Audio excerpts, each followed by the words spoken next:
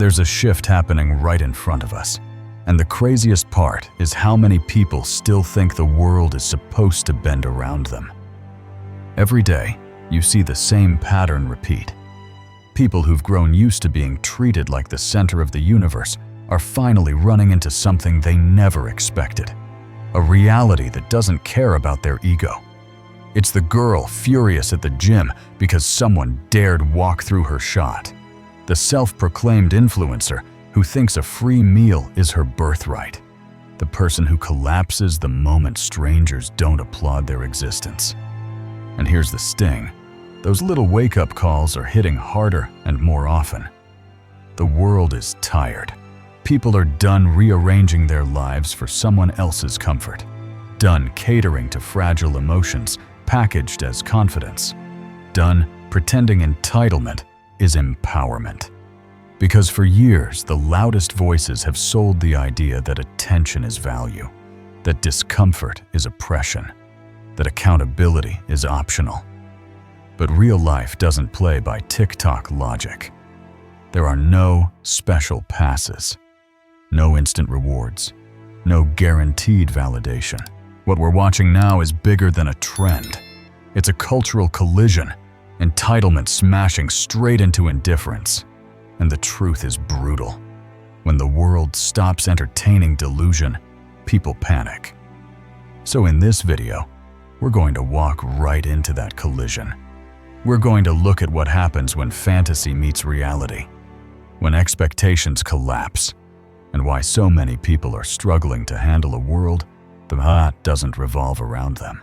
Stay with me, because it only gets more revealing from here. What's happening now didn't start with one meltdown or one ridiculous gym moment. It started when a generation was told the world should adjust to their comfort, and for a while, the world actually did. But that era is fading fast, and you can see the cracks everywhere. The clearest example shows up in public spaces, where some people move like everyone else is supposed to orbit around their personal convenience. They walk into a packed gym, set up lights, angle their phone, and behave as if they've rented the whole building. The second someone walks through the frame or grabs equipment they weren't using, the attitude flips. It's not annoyance, it's disbelief, as if existing near them is a violation. And here's the telling part. No one is being disrespectful. They're just living their lives. They're working out. They're minding their business. They're paying the same membership. But to someone convinced they deserve special treatment, neutrality feels like offense. The moment people stop rearranging their movement for a camera, entitlement feels threatened. And instead of adjusting, they spiral. They glare. They complain. They frame normal behavior as a personal slight because the fantasy in their head is collapsing. But now the shift is happening in real time. Regular people are done. They aren't confronting anyone. They aren't provoking drama.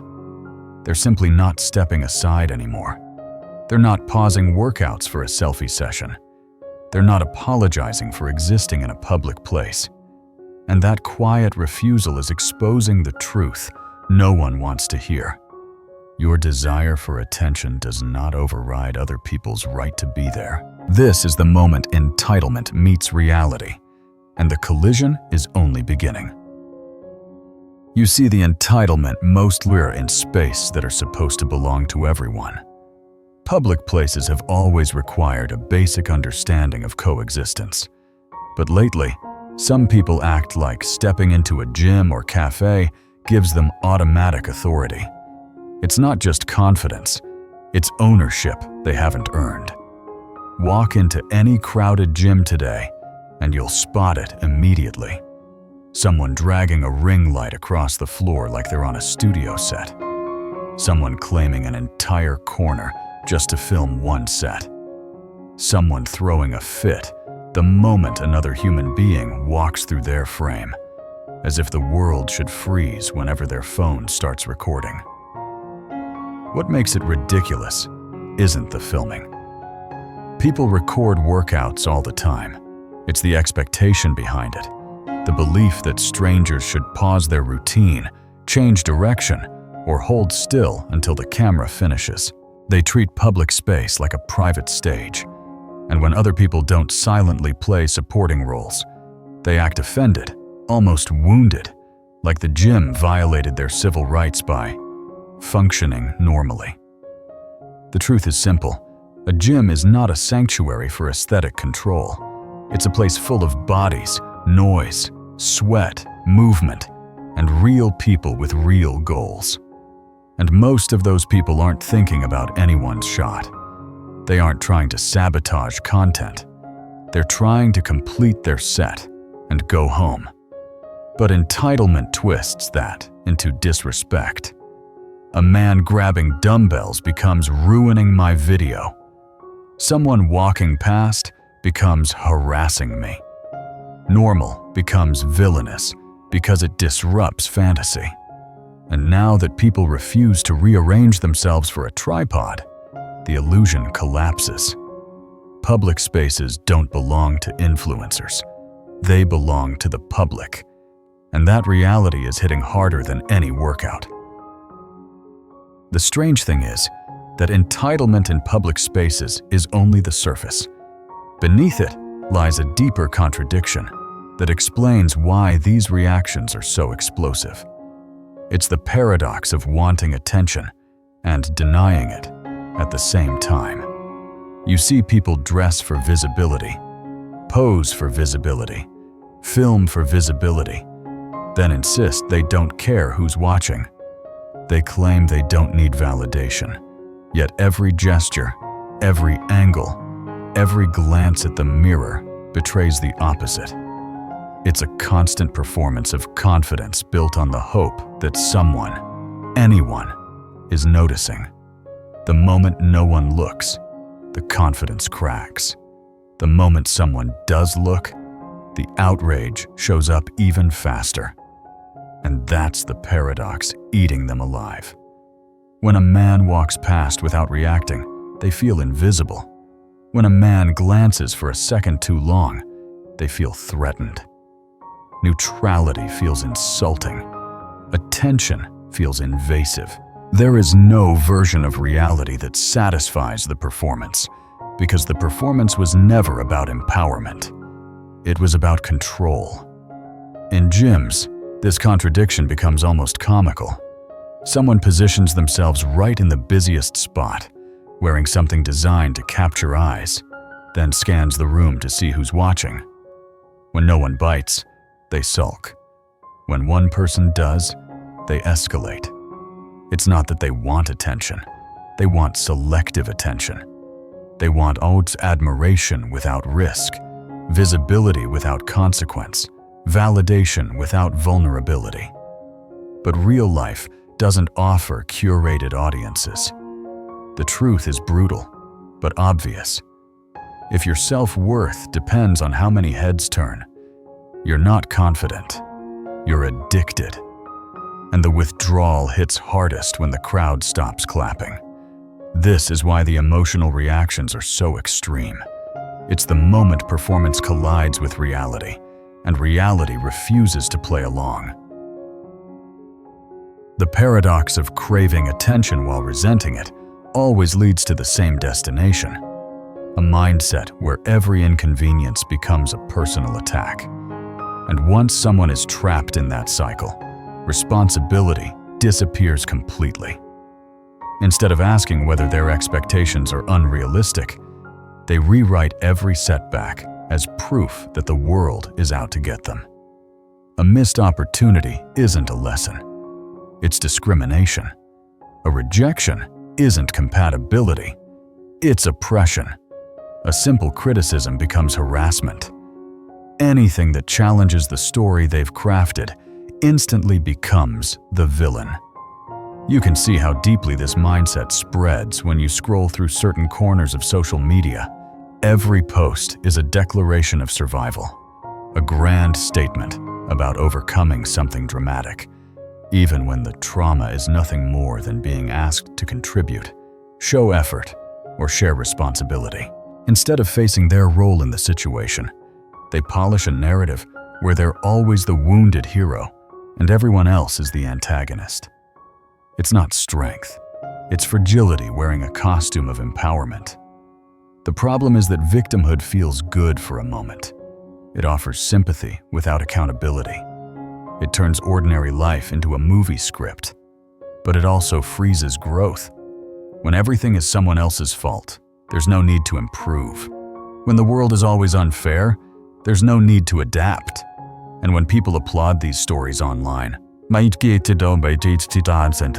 cycle gets stronger until they can no longer function outside of it.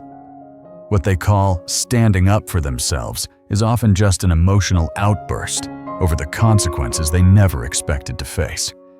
Because when you live inside a narrative where you're never wrong, reality isn't just uncomfortable, it feels hostile.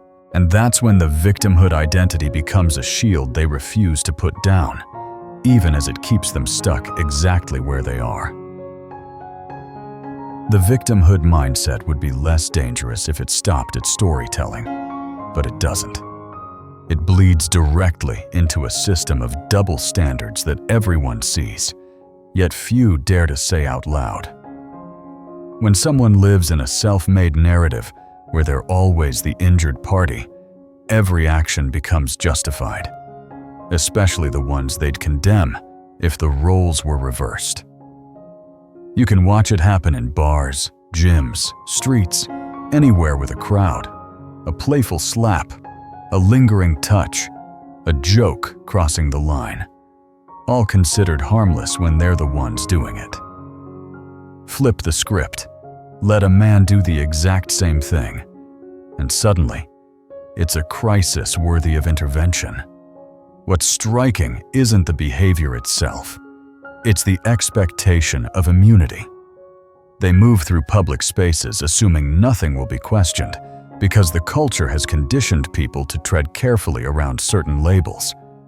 So when someone finally calls out the behavior, the outrage is immediate. Instead of reflecting, they accuse. Instead of apologizing, they escalate. It's never, maybe I crossed a line.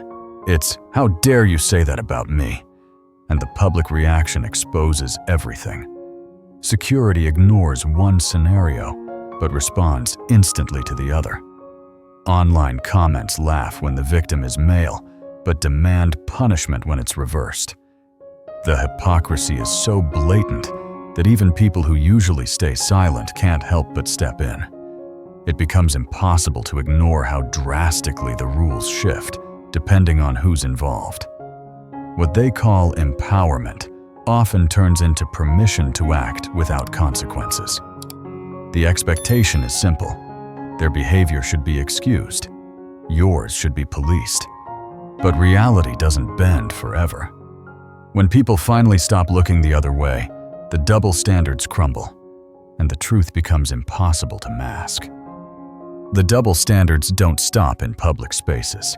They follow straight into dating, where the expectations become even more unrealistic. Somewhere along the way, a mindset formed that men exist not as partners, but as a set of resources to be accessed. It's subtle in conversation, but blatant online. Profiles read like job postings disguised as romance. 6 figures required, house required, endless generosity required, while offering nothing in return except the promise of presence. It's the quiet assumption that a man's value is measured in what he can provide, while their value is assumed by default. You see it play out during dates in ways that would be shocking if they weren't so common. A man shows up expecting a simple dinner. She shows up with 3 friends, ordering like the bill is a corporate expense. The moment he decides he's only responsible for himself, the narrative flips. He's cheap. He's insecure. He's not a gentleman. The entitlement is so normalized that refusing to fund strangers is treated as a moral failing. What makes this mindset dangerous is that it destroys genuine connection. The relationship becomes a transaction long before it becomes a partnership. Men aren't seen as people with boundaries or needs. They're seen as opportunities. They're judged for their salary, their car, their lifestyle, while the same judgments in reverse are considered offensive.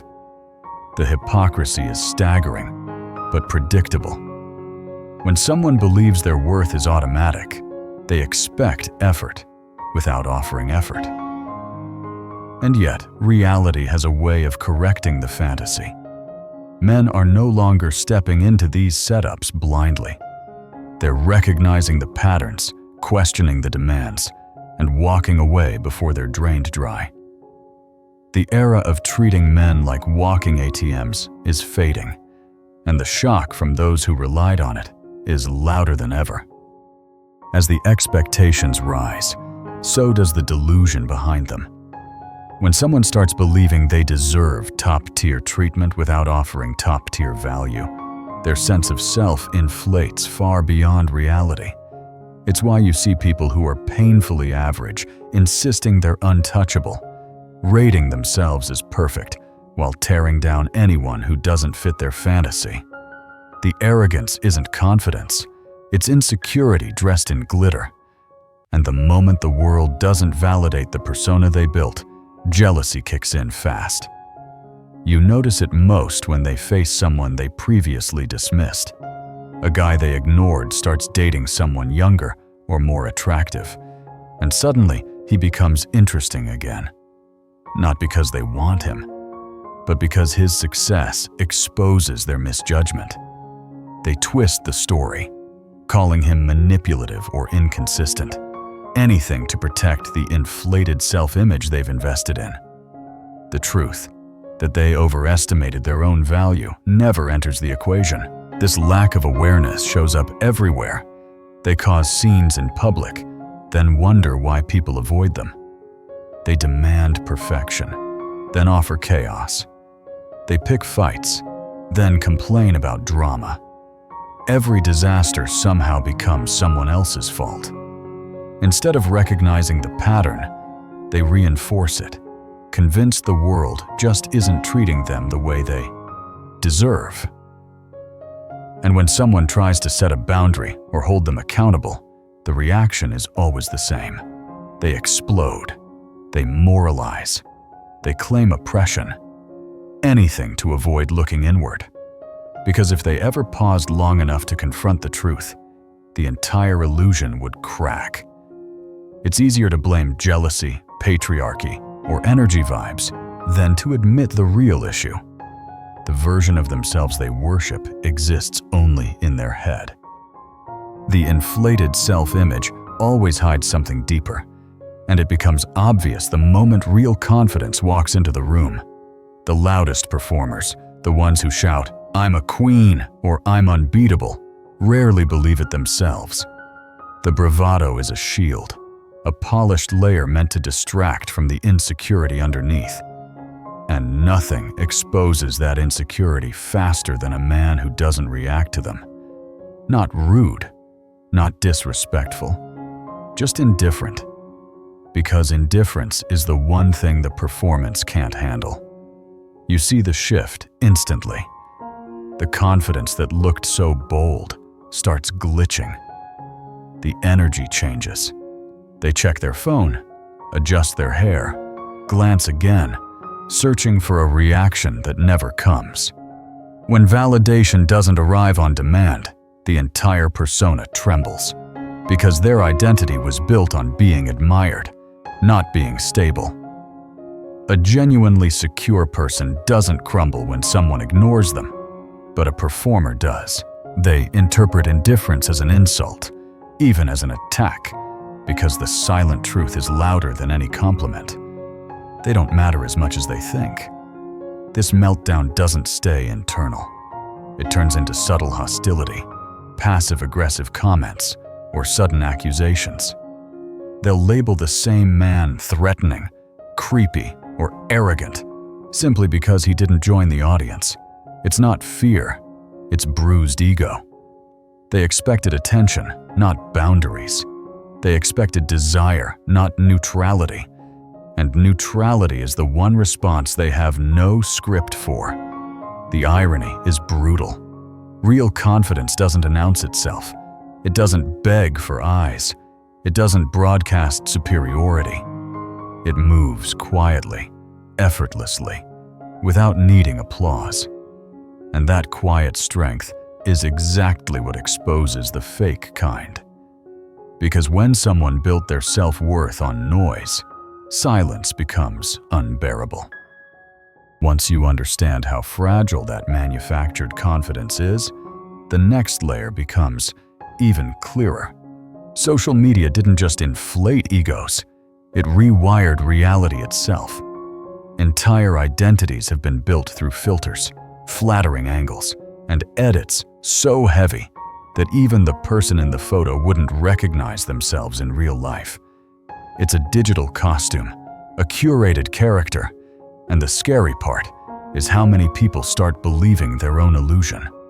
They forget it's not their face, it's their face, plus 20 minutes of adjustments. They forget it's not their life, it's the highlight reel stitched together to look like perfection. But the collapse hits fast when the online persona meets the real world. Someone walks into a date expecting the person from the pictures and gets a version that looks like a distant relative.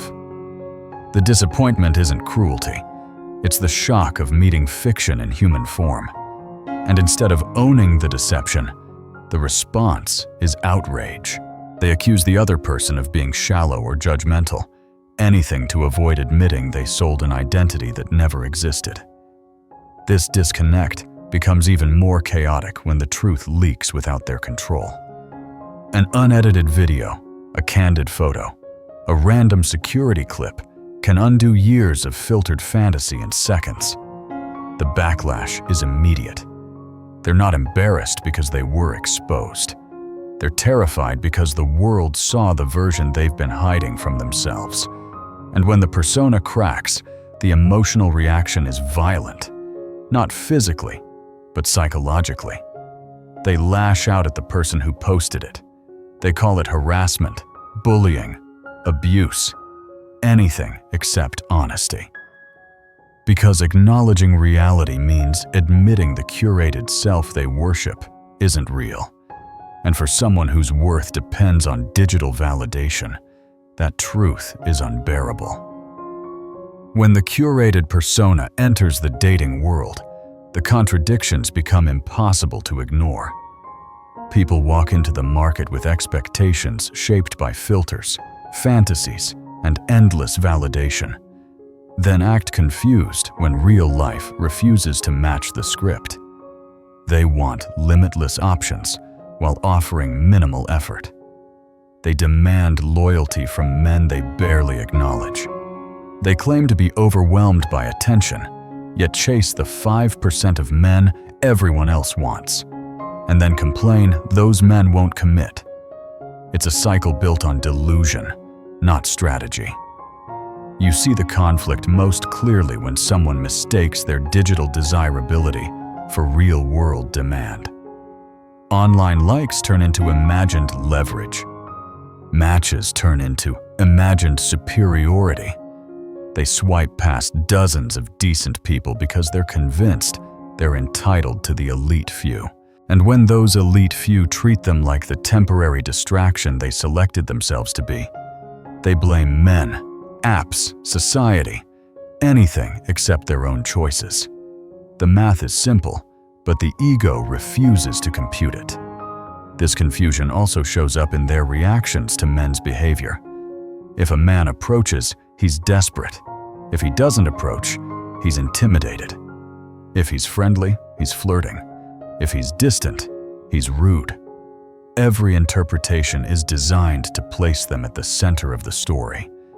The truth, that most men are simply living their lives, is unthinkable. So they rewrite everything to preserve their self-importance. And as the contradictions pile up, frustration replaces clarity. They can't understand why dating feels impossible. They can't understand why good men pull away. They can't accept that their standards don't match their reality, because doing so would require accountability, And accountability is the one thing the fantasy refuses to allow. The dating market is brutally honest, and honesty is the one language entitlement can't speak. The chaos in the dating market is really just a symptom of something bigger, the slow collapse of an era built on special treatment. For years, entitlement was rewarded, standards were lowered, feelings replaced performance. Companies bent over backward to avoid offending anyone. Universities removed difficulty to boost confidence. Social media crowned the loudest voices instead of the most capable. And for a moment, it looked like reality could be negotiated. But that moment is ending. Quietly, relentlessly, the world is shifting back toward merit. Workplaces are tightening expectations. Schools are reinstating requirements that were once softened. Algorithms are prioritizing skill and substance over rage bait and victim theatrics. People are no longer impressed by curated personas. They're exhausted by them. And the ones who built their identity on unearned validation are panicking because the environment that once protected them is disappearing. You can hear the fear in the way they talk. They want the old rules back, the rules where accountability was optional and success didn't require competence. They call it oppression when a job demands results. They call it discrimination when a system no longer hands out rewards for effort-free existence. But the truth is simple. The world is correcting itself. Merit isn't cruelty, it's balance. As this shift grows, the gap between fantasy and reality widens. Those who relied on charm, sympathy, or curated victimhood feel the ground moving beneath them. Meanwhile, people who've spent years putting in real work are rising, quietly, steadily, without needing applause. The special treatment era created fragile confidence. The merit era exposes it, and no amount of complaining can stop a world that's finally tired of pretending effort doesn't matter. The collapse of the special treatment era leaves one clear lesson, especially for men. Stop volunteering to be the safety net for people who refuse to grow. For too long, men stepped in to fix the consequences that reality should have handled. They paid for the chaos, absorbed the blame, softened the truth, and carried burdens that were never theirs. And every time they did, entitlement got stronger. But now men are finally understanding the cost of saving people who don't want accountability. They're stepping back. They're choosing peace over drama, clarity over manipulation, boundaries over blind loyalty. This isn't bitterness, it's self-preservation. When a man respects himself, he stops chasing people who only value what he provides. He stops apologizing for standards. He stops letting guilt override logic. And the moment he withdraws support from entitlement, reality takes over and does what he could never accomplish for them. Reality teaches better than rescuing ever will. So if you're a man watching all of this unfold, the message is simple. Protect your energy. Guard your resources. Don't offer effort to people who weaponize your kindness. Don't negotiate with double standards. Don't confuse being needed with being respected. Your attention is valuable. Your time is valuable. Use both wisely. And now I want to hear from you. What have you seen out there? What moments made you realize the shift is happening?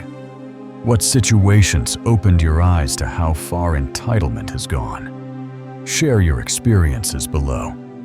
The more men speak up, the clearer the pattern becomes. Because the world doesn't owe any of us special treatment, and the sooner we learn that, the stronger we get.